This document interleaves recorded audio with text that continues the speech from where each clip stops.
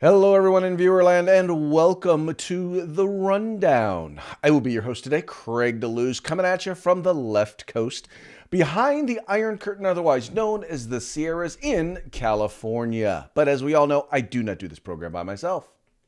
No, my name is Mike Poworski. I'm coming to you from the East Coast to Coast with the Most. I will be your co-host today here on The Rundown, where we bring you 2A views and conservative news. Welcome to the program. Welcome to the program. Today is a special day. What day might that be, Mike? Today is Taco Tuesday. Taco Tuesday. It's raining tacos from out of the sky. Tacos, no need to ask why. Just open your mouth and close your eyes.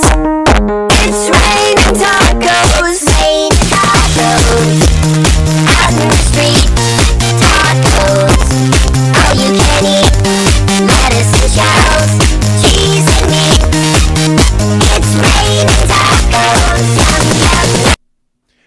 Ah, With the that is, I just have to say once again, I love Taco Tuesday. It is not only is it full of delicious tacos, but it is also very festive. It's festive. It's Taco Tuesday. It's great. I don't know what else you can ask for. It's like, Absolutely nothing else. You can ask for absolutely nothing else. So, Mike, Perhaps how is your Taco Tuesday looking thus far? Great. Stopped by my taco truck on the side of the road by the railroad tracks for lunch today. It was wonderful. Tonight hoping to follow it up with perhaps a cerveza or two.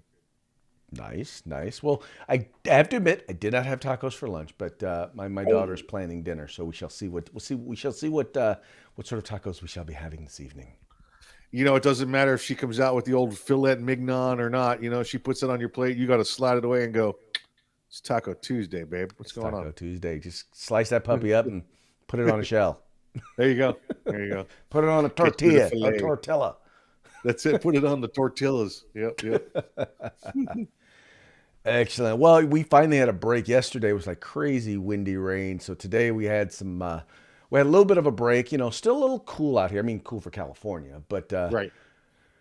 So looking forward to a nice, calm, mellow day. It's been a pretty mellow day for us so far. Nice. That's good. No more power outages today? No more power outages today. Folks, yesterday I was worried we weren't going to be able to do the program because the power went out for a while. So, but needless to say, the good Lord sought to give us power. You don't have the old big Generac ready to go standing by at the Rundown studio there in California? If need be, I do have it. I generally reserve it specifically for emergencies. Right. So yes, if need be, I could. The only challenge at that point would have been whether or not we would have had appropriate internet access. Yeah, I got you. We got a generator set up here also at on our studios, and the problem is it's right next to the wall with the right there. So we could do the program, but it would be like, hey, Craig, how's it going? Because I'd have the generator going right there at location Bravo. I definitely feel you on that one, sir. I definitely feel you on that one. So, hey, why don't we go ahead and get into today's news, shall we? We shall. We shall. So, this first story was one that I kind of crept up on me from the Sunday morning news shows. There are people out there who are like stoking the belief that there is an imminent and there will be a what's the word I'm looking for? Imminent is the word I'm looking for.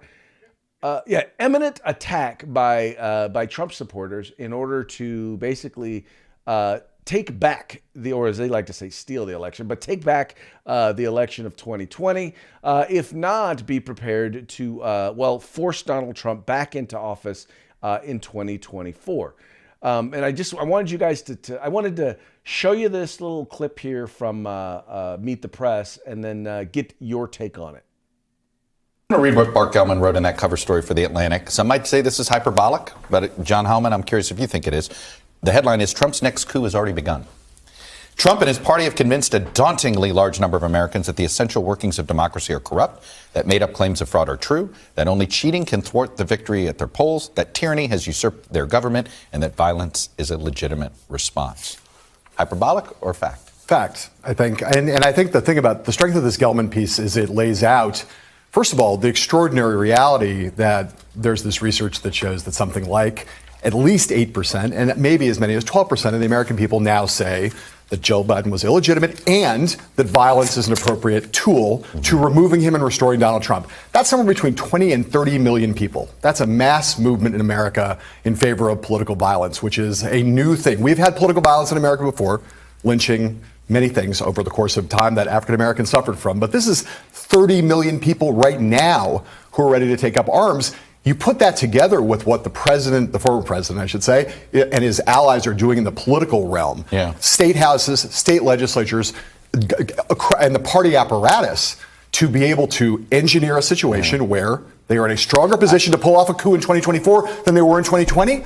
That's not hyperbolic at all. Those are all facts. You are playing producer here. In fact, I have a scroll here of everybody the former President Brendan has endorsed that has a role in certifying elections. I'm not included members of Congress in here. He's gotten involved in state Senate races, state House races, and there is just one litmus test, just one.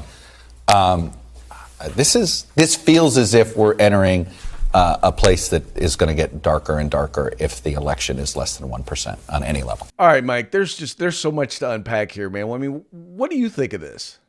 You know, Craig, early on in that video, there was a screenshot of a newspaper clipping. Could you pull the screenshot of that back up? Yeah, let me see if I can get that back. All right, there it is. There you go. Okay. And this starts off their whole argument. The whole thing goes from here. Trump and his party convinced a dauntingly large number of Americans that essential workings of democracy are corrupt and that made-up claims of fraud are true. Okay, you know what that sounds like? That sounds like a politician running for office talking about the other side. Is that not what every politician does, Craig? Talk about the opposition. We are the Republicans. They are the Democrats. So you talk bad about the Democrats because you're the Republican. They are failing us. They are corrupt. So here we are. We're going to make things better, right? That sounds like every politician ever. Exactly right. Only cheating could thwart their victories at the polls. You and I have had our disagreements about there, but I believe there's evidence out there of this, whether you agree or not. And I'm not going to say right or wrong. I'll just say that there is evidence. How about that? We won't say if it's good or bad. We'll just say there is evidence. I think that's fair. That tyranny has usurped their government. Well, as far as those that have had lost an election, they feel like there's no tyranny is there, whether that's legitimate or not, and that level of tyranny. But here's the last sentence. That's absolute, or the last portion of the sentence. That's an absolute lie. Violence is a legitimate response. You've seen that nowhere. Nowhere have you ever seen President Trump. In fact, he has stood up and said the opposite every time, that violence is not a legitimate response. If you really think he's that crazy and the January 6th insurrection was real, why didn't he call for violence then? Why wait until a year later into Biden's term before calling for violence? Well, Mike, even worse, who is the political party that is actually saying that violence, in terms of people rioting in the streets, people attacking law enforcement officers, who's the one who's trying to explain away why that's okay? Even if they are not actively condoning it, and some of them, by the way, are. Some of the folks on the left are condoning it, but they're the ones that are saying, "Well, you have to understand why they're doing this." Craig, that's mostly peaceful. Just so you're right, aware. mostly peaceful. Mostly peaceful. Yeah, okay. It's the hypocrisy. It's the lies of the left, and we continue to see that. It's all right when they do it, and they can throw Molotov cocktails at police cars, and that's okay. Right. But if God forbid somebody in the conservative camp happens to mention the word tyranny, then it's they're talking about an uprising and threatening and taking the Capitol by force. Right. I'll tell you what this is, Craig. This is a well-laid plan for the Democrats to stir them up again for more gun control. Yes. Because they want to take more firearms, and here you go. This is a way for them to justify going inside, because now they can stir the politicians, right? Before, Craig, it was just in theory that these people with guns would do crazy things. But now, hey, all members of Congress and Senate, they're coming for us. They're coming to the Capitol. They're going to come for us and kill us unless we take their guns. Now, let's be clear. We all know that there are people out there on the internet and people out there who are in fact saying, calling for armed insurrection, yada, yada, yada. We also know that most of them are wackos. They're either wackos or they are people who are just spouting off at the mouth, because the people who really are like open to the idea of an armed insurrection, they're not talking about it on Facebook. No. Yeah, really. Yeah. Listen, that's just, sheer lunacy, right? I'm going to come up with this great plan and we're going to blow things up and I'm going to post it on my Facebook page. Exactly. Because, nobody monitors Facebook. No, definitely not. Definitely not at all.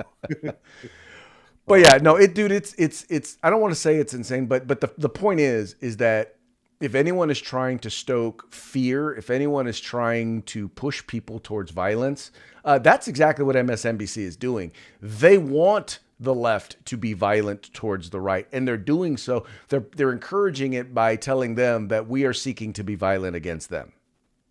Yeah, it's okay for us to be violent, but by the way, the right's not allowed to be violent. So go ahead and have a conversation. You guys go to a meeting together. Stand across the street corner from each other and discuss your differences. That is exactly how they work, sir. That is exactly how they work. Yep. All right, so moving right along, LAUSD, that stands for Los Angeles Unified School District, the second largest school district in the entire country, has laid off staff. They've now basically laid off staff who have not gotten the vaccine. They've laid off up to 500 staff. And by the way, that includes many teachers in the midst of a teacher shortage. In particular, in California, we're having a very difficult time hiring teachers. And as such, because people don't want to go into the teaching profession because, well, you aren't really allowed to do what you need to do in order to be able to teach in places like California. So there's a teacher shortage, and on top of that, now because they are seeking their own medical advice and they're looking at their own medical advice, and many of them are young and healthy and or have already had COVID. Now they're deciding that now the Los Angeles Unified School District has decided, your services are no longer required. Yeah, just more of the left believing the lies, right? Listen, and again, if you choose between you, your family, and your doctor that you want to get a vaccination and the vaccination is right for you, then all for you. We support you. Craig and I both support you with that.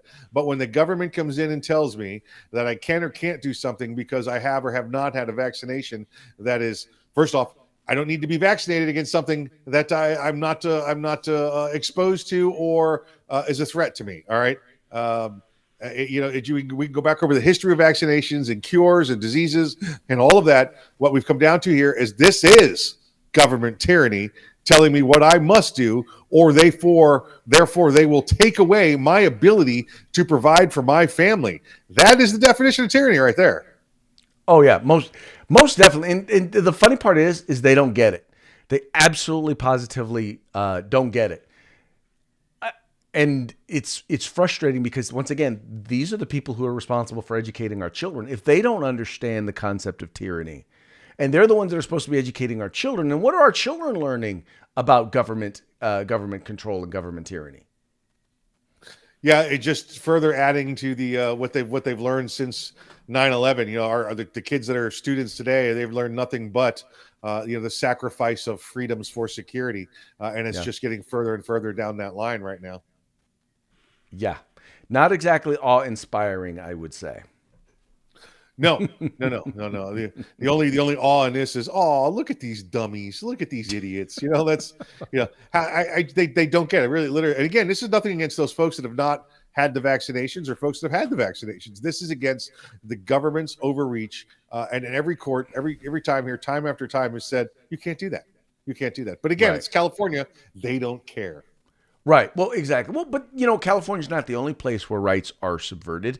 The state of Illinois, for example, they've done an audit of their program. Now, you know that in some states, like in Illinois, in order to be able to own or possess a firearm, you have to get what's called a FOID card. All right. Now, this FOID card is basically allows you to be able to own or purchase a firearm.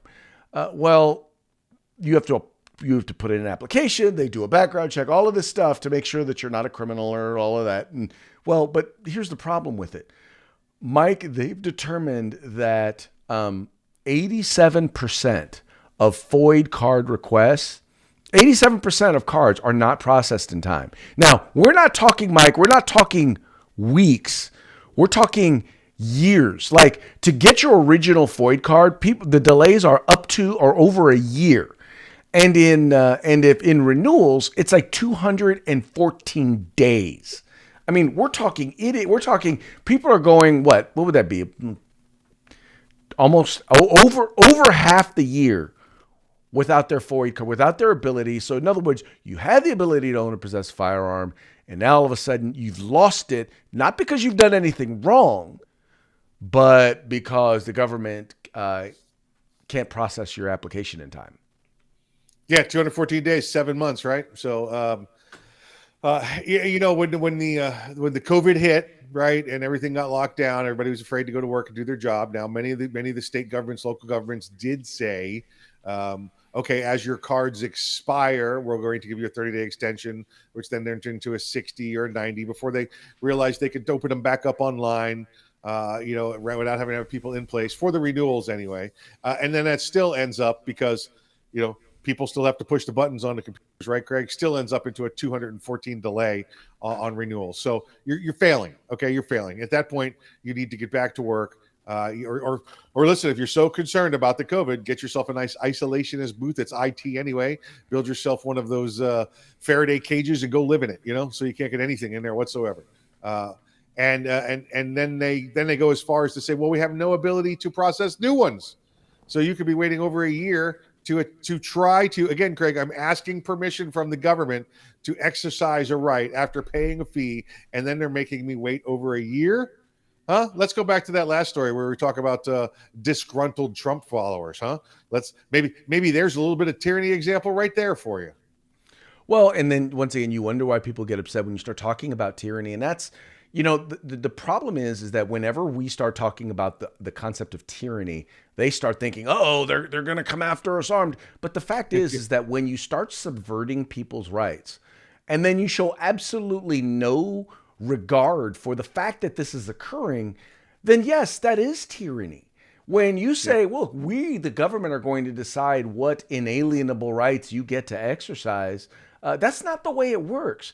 Government does not exist to give us rights. Government exists to protect those rights. And when the government decides that they're no longer going to protect those rights, or even worse, that they're going to subvert those rights, then yeah, people are going to want to throw that government out. And by the way, we have the ability to do that via an election cycle, via elections. The key is we got to make sure that those elections are valid. And now, once again, I think Mike and I disagree. We disagree on whether or not the last election was quote unquote stolen. But I think there is no disagreement that there was a lot of hinky stuff that went on. That there were a lot of problems with there have been a lot of problems with the last elections. And by the way, I know that some were created by COVID and some occurred the last election, but I don't think, in many cases, I don't think it started in the last election.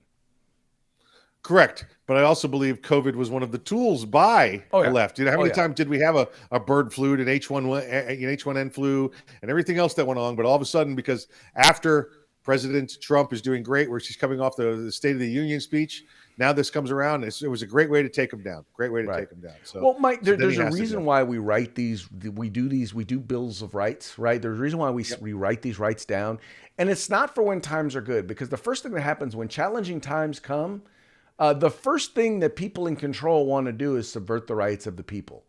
And the reason we write those rights down is because we want them to know that when those times come, because once again, as soon as there's a crisis, what they want to do? They wanted to shut down churches. They wanted to control the media. They wanted to shut down gun stores. They wanted to prohibit people from being able to own or possess firearms, right? We all know this. It happened during Katrina. I mean, it happens. And so we write these things down so that mostly for the government to understand that, you don't get to just subvert our rights and take away our rights just because you declare an emergency. Listen, the Constitution was written during a pandemic. People were losing up to 1/4 of their families during the time that the Constitution was being written. and there is not a word in there about emergencies this and pandemic that. They just wrote the Constitution. Exactly. So your Exactly. constitutional rights are your constitutional rights. Has nothing to do with whether there's a pandemic or not. Right. Well, and it was kind of funny. That reminds me. So a license, someone once said a license or a permit is when the government takes away your rights and then sells them back to you. Exactly right. As Second Amendment, exercisers have known for years and years and years. Yes, that is something that we have had to deal with for quite some time. Okay, moving right along. Now, here's another thing that people think or there's some people on the left think is a fundamental right. And that is the right to not be in debt, or at least not have student debt. So Business Insider did a story, and this is about an independent voter with $163,000 in student loan debt and left the Democratic Party after 4 decades because Biden did not erase their student loan debt. Mike, you seem to have a particular interest in this story, so I'm gonna let you go ahead and rant for a minute. They could have found a nice 22, 23, 24-year-old student who has been struggling to find work in the post-COVID and has this little bit of little bit of student debt, and the Student Debt Bureau is trying to get their money back. No, they didn't choose the perfect person for this story, Craig. It's kind of like when the gun rights, when we do a lawsuit, you look for the perfect victim. Somebody that's got skeletons in their closet that are going to come out during the process. So what is this?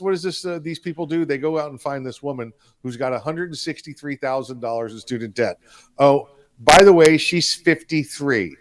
Yeah, you heard me. She's 53. She has not been struggling with student debt for 2 or 3 years. This debt she's had for about 20 years. Now, she went back for her PhD in her 30s and accumulated a $40,000 debt. Well, she got injured. She hurt her back, something along those lines. So she couldn't make those payments. So she stopped making the payments. So inside of 4 years, it doubles because of insurance. Because guess what happens if you don't pay your loans? That's what happens. It's in the loan contract. It's called compound interest too. Yeah. If you don't like the terms of the contract, don't sign it. You don't have to go to school. Plenty of other ways to go to school for free, by the way. All you have to do is raise your right hand and swear to serve the public for a little while afterwards. It's easy to do. So she does.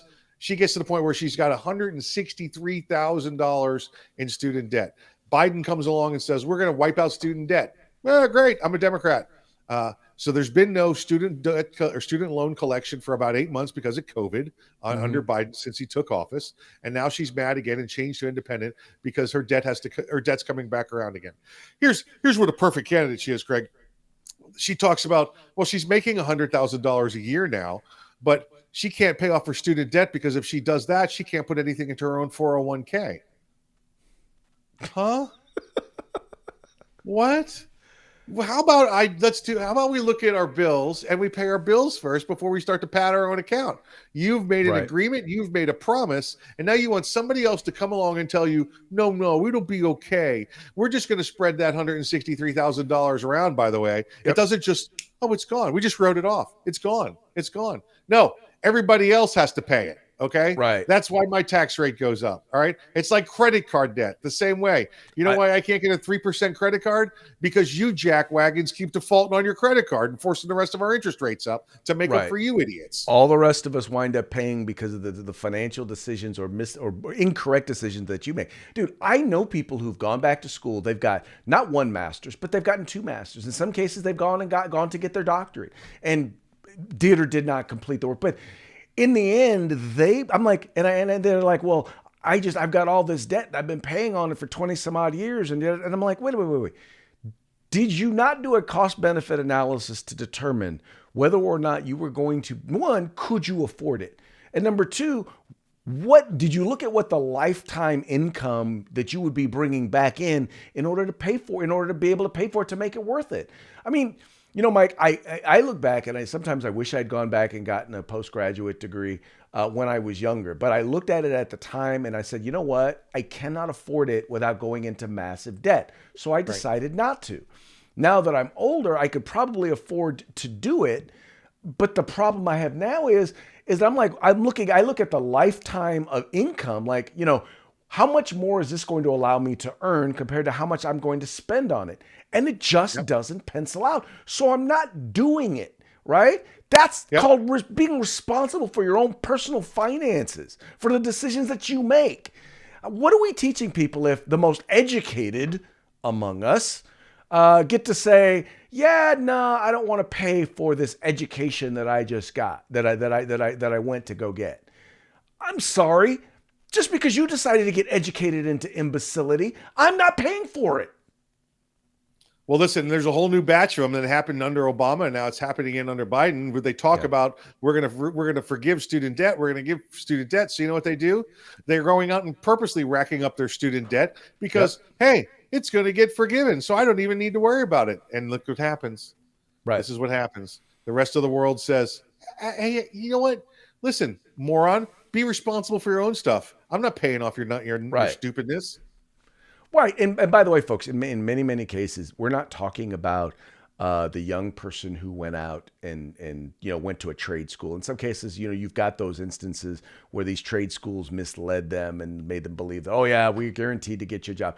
First of all, you need to go after those trade schools. If they guaranteed they were going to help you get a job and they didn't help you get a job in your field, then you've got a legitimate gripe there. But a lot of these folks, most of these folks I'm talking about are these graduate degrees, these people who, by the way, are earning six figures, who are doing quite well, who racked up all that debt, and now just, they've been paying on it for a while because they haven't decided to fulfill their obligation. They feel like they've paid enough. Exactly right. Exactly right. All right. Well, let's move on along. Los Angeles Police Department. I don't know if you've seen this video, Mike. There's a video out there. He's the union president for Los Angeles Police Department. And, he is kind of letting folks know that if you're thinking about coming to LA, it's probably not a good idea. Let's check out this video let's check out this story real quick. My message to anybody considering coming to Los Angeles, especially during the holiday season, is don't. A sobering and somewhat terrifying statement from the LA Police Protective League, the union representing LAPD officers. The message coming as a crime wave continues to slam the city and surrounding areas. We can't guarantee your safety. It is really, really out of control. I said it to people before. It's like that movie Purge. Instead of 24 hours to commit your crime, these bad people have 365 days to commit whatever they want. The warnings seem to resonate with residents. It's pretty scary walking at night. Sarah Veenstra moved to LA from Wisconsin about 6 months ago. She didn't realize crime and safety would be such major issues. I genuinely thought it'd be a safe area. It turned out not to be as safe as I thought. I'm definitely carrying something on me every single time I walk out of the house when it's dark out. All right. So, Mike, I'm like, dude compared it to the Purge. Listen, this is what happens when you vote away your law enforcement, you vote away your training funds, you vote away overtime shifts, you vote away, half the things that the law enforcement can do. And then when the crime goes up, you start complaining. You know what? Don't live in LA right now. He's made excellent points. And unless you want to come be subject to random acts of violence, stay out of LA. Right. Well, but LA's not the only place. That's the funny part is we're not just talking about LA. There's the San Francisco Bay Area. There's Stockton. There's New York. Sure, but the same Chicago, things have occurred. There's Detroit. Any city, right? Any city that's done any city that's voted away law enforcement funding and law enforcement training and law enforcement, any city that's done that, this is going to happen. You know what? Sometimes you make that bed, you got to sleep in it. So here you go. Go ahead. It's all yours, people folks. and I think you're right. I think people need to understand that people who live there, who might complain about it, you need to understand these are the people that you keep electing to office. That's right.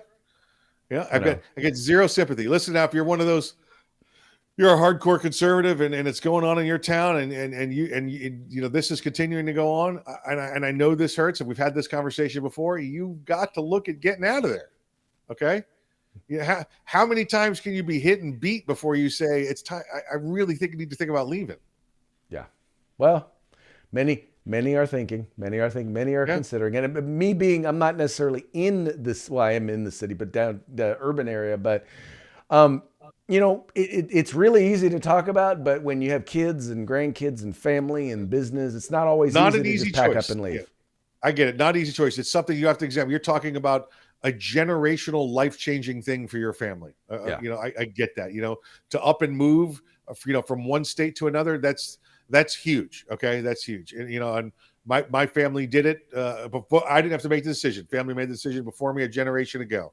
But it's something you've got to examine. It's something you've got to take a look at. And the other thing is, and this is for the, kind of a warning for people who are in those states that people are moving to, is that not everybody is moving.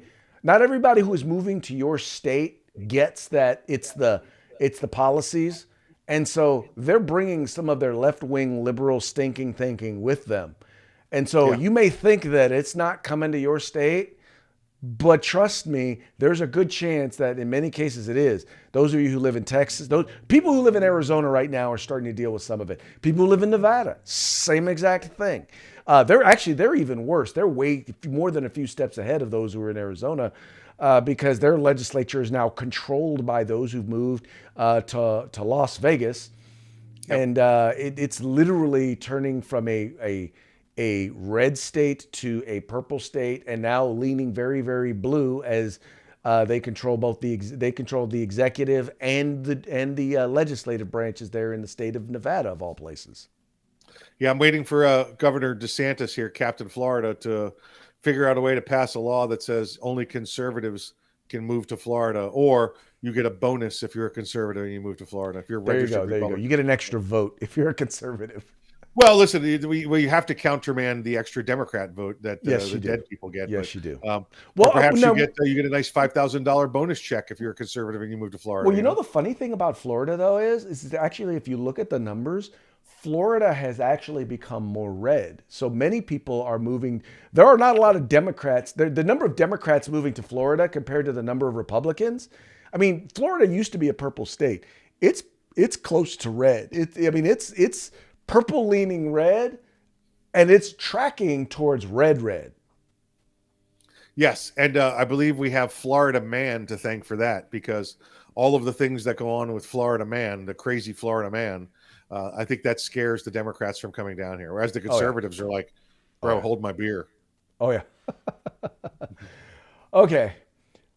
Moving right along, and I don't know why I went down to that one. Let's go back up here. Okay, moving right along, we have our parting shot. Now, folks, and I know some of you are getting tired of this story, but we are going to continue to bring you these memes as long as they continue to be funny. Jussie Smollett, or as Mike likes to call him, Juicy Smouillet. Juicy Smouillet. All right, now this meme I posted when it first happened, when we knew it was fake, and everyone knew it was fake when it first happened. Everyone except for us, Democrats, and Black Lives Matter, or Black Democrat politicians, because most brothers I knew it was fake. And the LGBT, they accepted that it was real as well. Yes, they accepted that it was real. Anyway, but I remember, dude, this was one of the funniest memes at the time, and it is still very, very funny. Shout out to Juicy for hiring black actors for traditionally white roles. I love the little shout out Juicy. Justice for Juicy. Oh boy. Yeah, you're right. As long as they're funny, we'll keep posting them. Ride that dead horse into the ground. Yeah. No, but once again, what amazes me though, Mike, is you still have people out there defending this. You still have people out, despite all of the evidence. I don't know. I'm tired. I'm done with these people, man. I cannot even begin to figure out what some of these folks are thinking.